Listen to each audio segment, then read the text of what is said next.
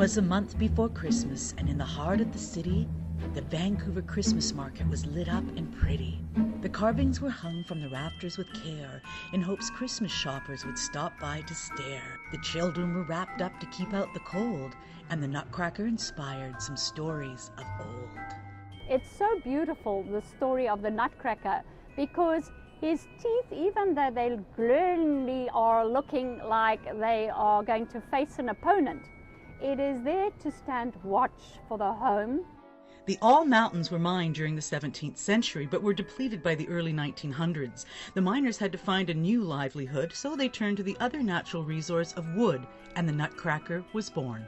We'll have a look at, for example, Christian Ulbricht. His family line actually started in the town of Siphon.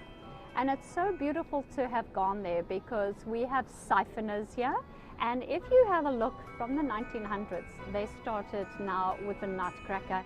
The Nutcracker is only one of the many German traditions we enjoy in North American Christmases. Others include the Christmas tree, wreaths, and toys for children. The Vancouver Christmas Market is a recreation of the traditional German Weihnachtsmarkt. Many of the decorations and food are made on site. We have approximately 30 of the different ornaments and retail vendors here. So if you're looking for a way to warm up on one of these cold winter nights leading up to Christmas, come on down to the Vancouver Christmas Market. Get yourself a nice steaming mug of Glühwein, which is nice hot mulled wine, and a handmade warm pretzel, even with hot mustard. Deborah Power in Vancouver for BCIT Magazine. Cheers.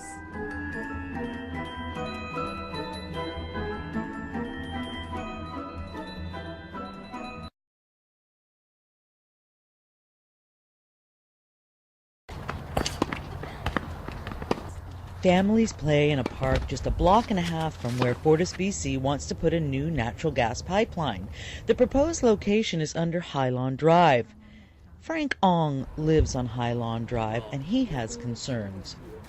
However, this pipeline is an industrial application. Being that it's 300 psi and a 30-inch in diameter, this is really an industrial transmission line. And so our petition to the city of Burnaby is for them to consider using industrial land, not put it on a residential area. If they put the pipeline under this road, it will go around 3 full sides of the house you see behind me. Now, Burnaby Council is concerned enough that they've made themselves a liaison between these Brentwood residents and FortisBC. The size of the pipe is being increased, as well as the pressure going in the gas is larger than before. So what the council has asked is, ask the staff to provide us more technical data on that, because we are not able to oppose it unless we have all the information. These sorts of upgrades aren't uncommon. Fortis has 5 different routes that are scheduled for upgrades over the next 4 years. Trevor Boudreau, Fortis spokesperson, says there's a need for expansion. And we have to also allow for, if there are other areas in the system where we're making some upgrades, we need to be able to run maybe more natural gas through in other areas to compensate for that. So it really is a residential, normal residential line. There's nothing industrial about it. Fortis has already held a couple of public consultation meetings in the neighborhood, but this local homeowner has doubts about the decision-making process. I won't say manipulated, but I will say it was heavily suspected that it fit the preferred option. A final decision on the route location will be made early in the new year. Deborah Power in Burnaby for BCIT Magazine.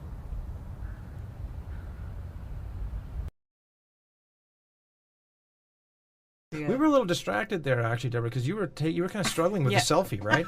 Well, I had to take a moment and switch the camera around so I could get you two in the background here in Studio D, where we're doing For the Record. And if you're just joining us, you are listening to For the Record. I'm your host this week, Deborah Power. And our guests today are talking about BCIT's 50th anniversary celebrations that are going on throughout the year here at BCIT and other campuses. And they are Dave Pinton, who is BCIT's Manager of Media Relations, and Aaron McInnes, 50th Event and Project Strategist. And we're talking about all the events that are going on coming up this year. And you were talking about the student involvement and the selfies. I have a question. What famous visitors has BCIT entertained over the years? Yeah, it's a good one. Well, Prince Philip, the royal consort, of course, Queen Elizabeth's husband. He was here. In fact, he was right in this very building, down in the Broadcast Studio 1. MacGyver, also known as Richard Dean Anderson. I think that's his name anyway. MacGyver. I think he fixed some of the equipment in this building. No, I'm just kidding. With a rubber band, right? Tom Selleck was here. Of course, Pierre Elliott Trudeau, Joe Clark, Christy Clark more recently. And so we've had a ton of visitors over the years. And of course, a lot of the people who are famous in the news here in BC came right out of this program.